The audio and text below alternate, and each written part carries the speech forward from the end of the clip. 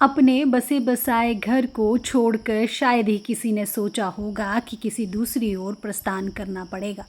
ये तस्वीरें आप फतेहपुर के मंड क्षेत्र की देख रहे हैं, जहां पोंग बांध से छोड़े गए पानी से पूरा जीवन अस्त व्यस्त हो गया है।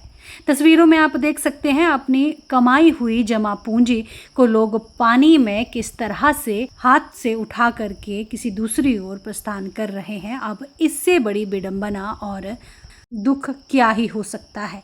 तस्वीरें आप देख सकते हैं, सर पर पोटली बांधकर लोग अपने सामान को सुरक्षित स्थानों पर लेके जा रहे हैं। तस्वीरें ये मंड क्षेत्र की है, जहां पर पानी ने चारों तरफ तबाही मचाई हुई है। आपको बता दें, पोंग बांध के छोड़े गए पानी से जहां ब्यास दरिया अपने रौद्र रूप में है, तो वहीं जिला व स्थानीय प्रशासन भी हालातों को देखकर अलर्ट मोड में है।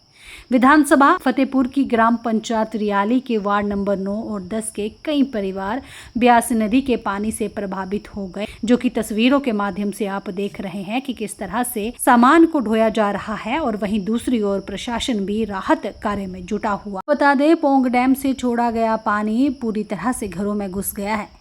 जैसे ही सूचना एसडीएम फतेहपुर विश्रुति भारती को मिली, उन्होंने स्थिति की गंभीरता को देखते हुए नायब तहसीलदार रे अजय शर्मा की अगुवाई में प्रशासनिक टीम को मौके पर भेजकर प्रशासन ने तत्काल राहत और बचाव अभियान शुरू किया है। स्थानीय प्रशासनिक टीमों ने संयुक्त रूप से रेस्क्यू ऑपरेशन चलाया और 23 प्रभावित परिवारों को उनके आशियाने में पड़े सामान सहित सुरक्षित स्थानों पर पहुंचाया, जैसे कि आप तस्वीरों में देख ही रहे हैं। वहीं लोगों को रेस्क्यू कर रियाली की अनाज मंडी में बनाए शिविर में ठहराया गया है।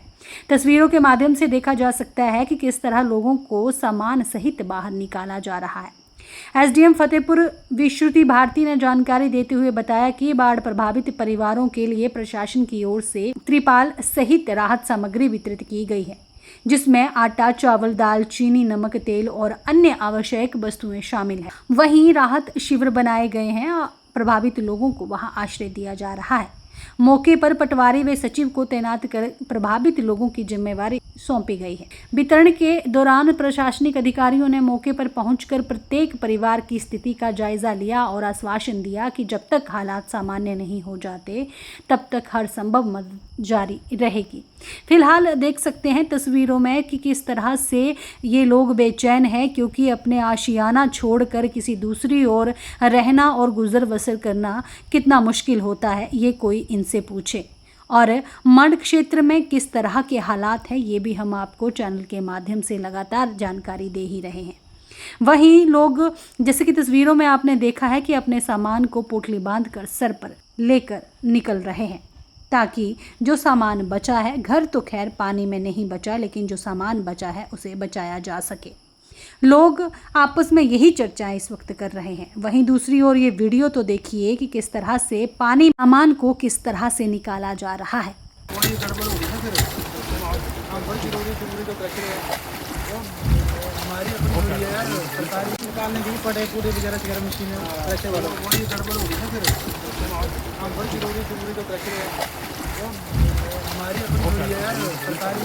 जो स्थानीय प्रशासन था अच्छा काम किया, कोई इसके लिए मैं बुरा नहीं बोलूँगा, कोई अच्छा काम किया है। जैसे कि कल परसों जहाँ पर डीसी महोदय आए हुए थे, डीसी कांगड़ा, उनके साथ एसडीएम फतेहपुर, एसडीएम इंदौरा और जितने भी बाकी स्टाफ था, चाहे वो पीडब्ल्यूडी थी, चाहे वो आईपीएच था, चाहे वो बिजली बोर्ड था, नो डाउट अच्छा काम कर रहे हैं। पुलिस प्रशासन भी अच्छा काम कर रहा है, लेकिन कहीं ना प्रशासन से भी ये एक निवेदन है कि कम से कम आप अपनी तरफ से इनको फौरी राहत प्रदान करें और जैसा हो सके किसी सराय में या किसी स्कूल में इनको ठहराया जाए। 1988 से ये लोग बाढ़ पीड़ित हैं। सबसे पहला जो फ्लड आया था वो 1988 में आया था, जिसका दंश आज भी ये मंड क्षेत्र के लोग झेल रहे हैं। 1988 से लेकर 2025 तक कई सरकारें आई, कई सरकारें गई, सिर्फ और सिर्फ इन लोगों को एक आश्वासन दिया गया कि हम ये कर देंगे, हम वो कर देंगे। मैं खुल के किस बात क्या है कि आज तक सरकार की तरफ से मुझे दुख लग रहा है। मैं काफ़ी लोगों से जब मिलता हूं तो सुनता हूं, रोज़ 8 दिन हमें जहाँ रहते हुए हो गए, सरकार की तरफ से अब तक कोई नुमाइंदा जहाँ नहीं पहुंचा। जो सरकारी नुमाइंदे तो आ चुके हैं जहाँ पर, नो डाउट डीसी साहब जहाँ पहुँच चुके हैं, उपमंडल अधिकारी फतेहपुर, उपमंडल अधिकारी अपना इंदौरा, सभी जहाँ पर पहुँच चुके हैं, लेकिन कहीं ना कहीं अगर देखा जाए तो कोई मंत्री लेवल का व्यक्ति अभी तक जहाँ नहीं पहुँचा, डिप्टी सीएम जहाँ नहीं पहुँचे, सीएम जहाँ नहीं पहुँचे। 2023 में जहाँ पर सीएम साहब खुद आए थे, 2023 में ही जब वो जहाँ पे फ्लड चला था तो डिप्टी सीएम जरूर जहाँ पे आए थे और उनका जो आश्वासन दिया गया था जहाँ पर कि हम जनता का पूरा सहयोग करेंगे, लेकिन कहीं ना कहीं वो सिर्फ आश्वासन के तौर पर ही रह गया। जी, सूचना प्राप्त हुई थी कि कुछ लोग पानी में फंसे हुए हैं, ब्यास जो पौंग डैम से छोड़ा जा रहा है।